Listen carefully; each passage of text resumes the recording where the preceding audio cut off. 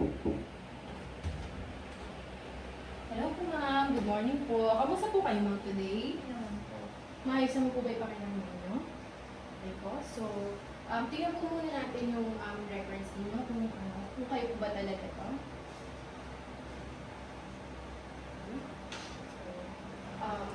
Pwede ko po ba matanong ma'am kung ano po yung pangalan po ninyo? For confirmation po. Kailan po yung birthday ninyo? December 2000. Po.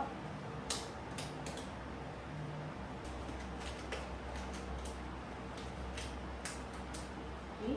Kayo naman po, tatanggalin na po natin ang blanket ninyo para po ma-ensure na wala sagabal sa pag-transfer natin from bed to chair. Okay. Pwede ko po bang tanggalin? Pataas po ng kamay.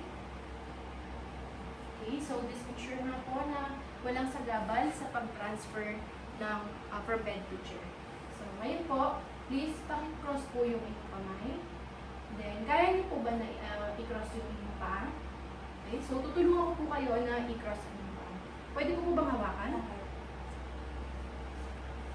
Okay, ngayon naman po, ang gagawin po natin is i-move po kayo pa side dito sa bed. So, pwede ko po bang hawakan ma'am? 1, 2, 3, 4. Then after po niyan, pwede niyo na po ibaba yung inyong kamay. Yan po yung gagamitin niyo na pang-support kapag i-bingot ko po kayo pataas. Sunod po ma'am nun, ibababa po natin yung inyong paa. Alalayan ko po kayo ma'am. Okay. After po niyan, yung kamay niyo po ang gagamitin niyo pag buhat pataas po. Okay. Hawakan ko po ma'am yung mano niyo. Ready? 1, 2, 3. Taas po ba ma'am? May naramdaman po kayo ng hilo? Wala naman po bang masakit po sa inyo? Okay po, ngayon, i-check po muna natin yung surroundings kung may makakasagabal po ba. Then, move po po yung chair dito para mas malapit po at maging convenient sa pag-transfer po ninyo.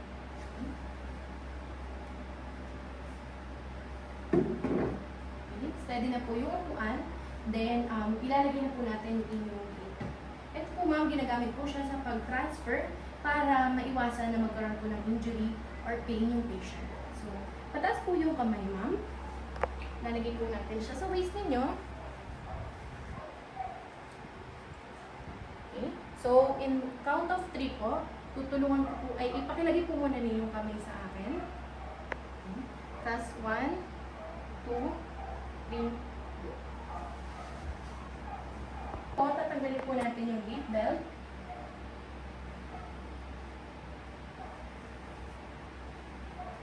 So, ma'am, may naramdaman po ba ang hilo? May masakit po? Comfortable naman po kayo sa position po ninyo? Okay. Thank you so much po, ma'am. Po, gagawin po natin yung assessment sa pag-transfer from chair to bed naman po. Okay, pakilagay lang po ang inyong kamay dito, pakicross po. Then, ilalagay ko po yung kamay ko sa inyong likod. Then, mag-transfer ko na po kayo sa bed. Palagay po. Hawak ko po, ma'am. Okay, count of 3. 1, 2, okay. Then after po niyan, tutulungan ko po kayo na mag-side. Okay. Dahan-dahan po. Okay. Yung paa nyo naman po ang next. Okay, pa straight po. Then, like. Lagay ko po yung inyong blanket para maging comfortable po kayo. Okay, pataas po na kamay. Okay. So, that ends our assessment po para sa pag-transfer from chair to bed. Thank you so much po.